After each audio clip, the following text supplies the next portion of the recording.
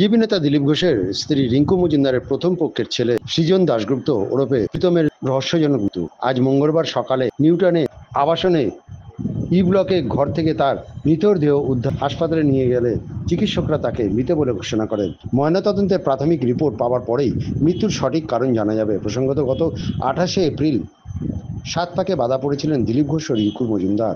যদিও তাদের বিয়ের অনুষ্ঠানে উপস্থিত ছিলেন না সৃজন পেশায় তথ্য প্রযুক্তি কর্মী ছিলেন।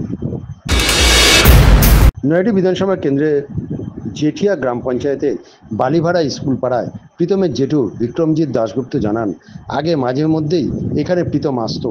অনেক দিন কেটে গিয়েছে, ভাইপো বাড়ি ভাড়া আসেনি। শুনলাম 2 মাস বাদে নাকি ওর বিয়ে হবে।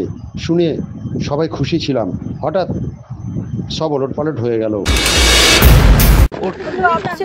মন খারাপ হয়ে যাচ্ছিল একটুখানি, আমাকে এটা বুঝতে দেয়নি, কিন্তু আমি বুঝতে পারছিলাম খাওয়া দাওয়া করছিল না। কুক এসে বেল মেরে চলে যাচ্ছে, রান্না করতে পারছে না।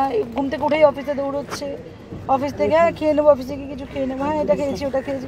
আমি বুঝতে পারছিলাম যে খাওয়া দাওয়া ঠিকঠাক হচ্ছে না। আমি না সবাই মানে ডিসাইড করেছিলাম যে আমি আজকেই ওনাকে বলবো। কালকে রাতে একটু কথা বলতে চাইছিলাম ওনার সাথে, তো আর দেখলাম যে উনি একটু মানে উনিও বেরিয়েছিলেন। আপনার কি বলবেন মানে কি?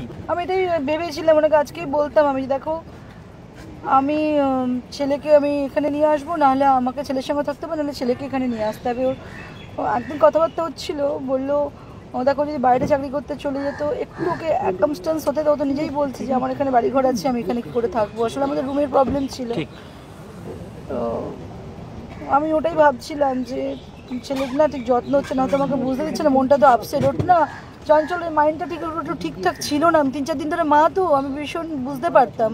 আর ও মাদার্স ডে সেলিব্রেট করতে আসলো আমার বাড়িতে সানডেতে, কেক নিয়ে আসলো, আমার জন্য একটা গিফট নিয়ে আসলো। আগেই আমাকে এক্সাইটেড হয়ে বললো স্যাটারডেতে আমি গেছিলাম ওর সঙ্গে থাকতে। স্যাটারডে বলছে মা আমি আজকে একটু বন্ধু বাড়িতে যাবো, রাত্রিতে ফিরবো না সাউথ থেকে, কালকে আমি তোমার সঙ্গে সেলিব্রেট করতে যাবো মাদার্স ডে। তো আমি এই জন্য ওর সাথে আসলাম, এসে তানিশকে ঢুকলাম। ও তানিশ থেকে আমাকে গাড়ির চাবি দিয়েও চলে গেল। আমি আবার কী বলে আইডিয়াল ভিলা চলে আসলাম।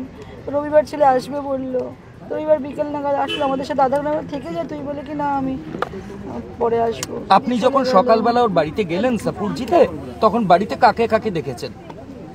ও ছিল, ওর দুজন অফিস কলিগ ছিল। হ্যাঁ, অফিস কলিগদেরও আমি ভাবতাম যে ঠিক আছে হয়তো মনটা ভালো নেই।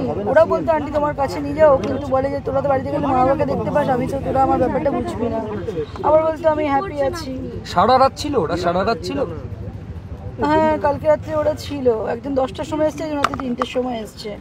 দুজনেই অফিস কলিগ। বলছি ওর বান্ধবী ছিল ওর সঙ্গে, সেও অ্যাকম্পানি করছিল।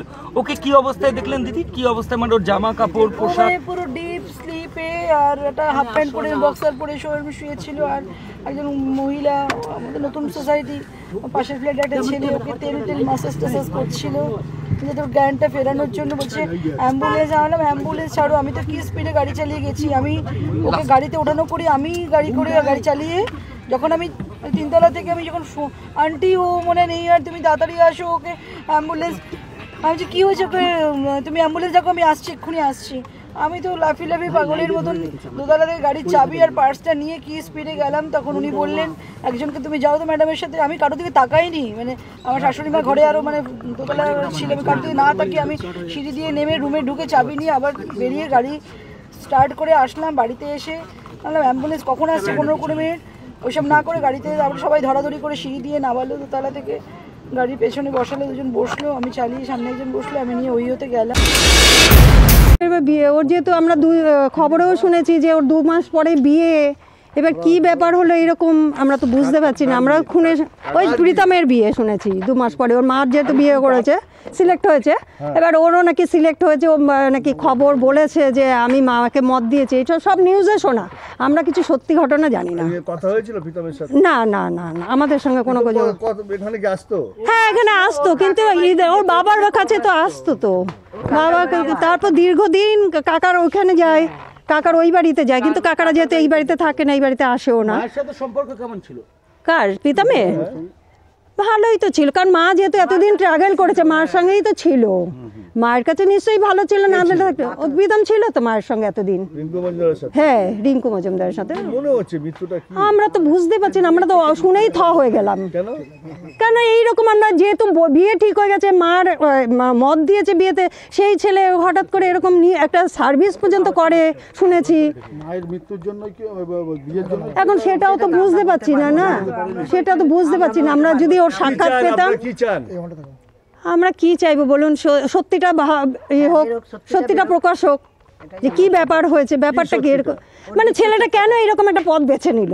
আমরা তো জন্ম থেকে ছোট থেকে দেখছি যে আমার ছেলের থেকে একটু ছোট। আত্মহত্যা করেছিল, অন্য কোনো কারণ আছে? এখন সেটাও তো বলতে পারবো না, দীর্ঘদিন যেহেতু ওইখানে থাকে ও, আমরা তো এইখানে, আমরা তো বুঝতে পারছি না। না, হ্যাঁ, ছোটবেলা এখানেই তো বড় হয়েছে, কত স্কুলে পড়তো, নিবেদিতা স্কুলে পড়তো, তারপর ওখান থেকে চলে গেছে। কি করতেন? প্রীতম পড়াশোনা করতে, এখন তো শুনেছি নাকি যে চাকরি করছে, জব করছে একটা। আমার নাম ঝর্ণা দাশগুপ্ত। প্রীতম আমার খুড়তুতো ভাইয়ের ছেলে।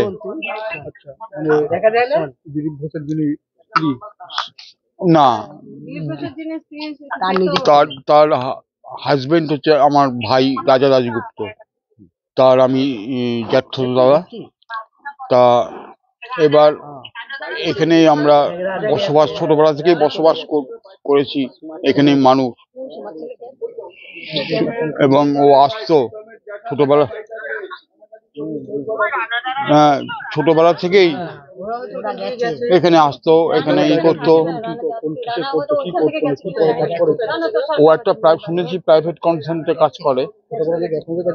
না, আমাদের কাছে না, ও থাকতো এখানে, ও বাবার কাছেই থাকতো। তাই এবার ওর বাবা, যাই হোক, একটা দুর্ঘটনাতে ওর বাবার পা বাদ যায়। ওর বাবা একেবারে পঙ্গু হয়ে পড়ে। কোনো রকমে এই ফুল গাছের চারা, এইসব টুকটাক ব্যবসা। খবর পেয়েছেন কিভাবে হয়েছে? আমরা একটু আগেই পেয়েছি। আমার ছেলে থাকে হচ্ছে আপনার সাপুরজি, নিউ টাউন সাপুরজিতে। ও ওখানে থাকে। হঠাৎ করে ওর বাড়িতে ঢুকে, ও গাড়ি চালায় আমার ছেলে, ও বাড়িতে ঢুকেই টিভিতে দেখেছে, এবং ওর ওয়াইফ বলেছে যে এরকম, ফোনে বলেছে যে এই দেখো শিগগিরই বাড়ি এসো, এই ব্যাপার। মৃত্যুর ঘটনা কিভাবে দেখছেন আপনি? মৃত্যুর ঘটনাটা যেহেতু আমরা খবরটা পাওয়ার পর টোটাল জিনিসটা আমরা জানি না কি কারণে ও এই ঘটনাটা ঘটালো, কিন্তু আমার তো মনে হয় যে দুর্ঘটনাটা ঘটবে আমরা ভাবতে পারিনি। যেহেতু ওর 2 মাস পরে, চুপ করো না, 2 মাস পরে ওর বিয়ে, আমরা খবরে জানতে পেরেছি প্রেসের মাধ্যমে যে ওর 2 মাস পরে ও বিয়েতে বসতে চলেছে। এবং ওর মা যে বিয়ে করেছে তাতে ওর টোটালি মত ছিল, মতের কারণ ছিল না। ও আরো খুশি হয়েছিল যে যাক, মার একটা রাস্তা হলো, এবং সেখানে আপনার আমরা খুবই খুশি হয়েছি, যাক ছেলেটার একটা মাথার উপরে কেউ রইল। এখন সেটা তদন্ত, প্রশাসন তদন্ত করেছিল, বার করবেন কি কারণে মৃত্যুটা। হ্যাঁ, সেই কারণেই আমরা বলবো যে আসল সত্য ঘটনাটা যেন বেরিয়ে আসে, কি কারণে ওর মৃত্যুটা হলো। আমরা সন্দেহ করছি বলতে, এখন দেখুন, এখন তো না জেনে তো বলে লাভ নেই। অসুস্থ ছিল না, কিছু ছিল না। হ্যাঁ, এবং এখানে আসলেই আমাদের বাড়িতে, আমার এই ঘরে এখানে এসে, আমি থাকলে আমার সাথে দেখা করতো। জেঠু কেমন আছো, জেঠি, অনেক দিন আগে, অনেক আগে, প্রায় 1 বছর আগে। তাহলে আমার সাথে আমরা ছিলাম। আমরা চাই যদি কেউ এর সঙ্গে জড়িত থাকে সে যেন কঠোর শাস্তি পায়, এটাই চাইবো। সত্য ঘটনা যেন উঠে আসে। কেন এই ছেলেটি আজকে হঠাৎ এই রাস্তা বেছে নিল, বা কোনো কিছু হলো, কে জড়িত বা কি না জড়িত সেটা প্রশাসন করতে পারবেন ওনারা। আপনি কি হন প্রীতমের? আমি প্রীতমের জ্যাঠা।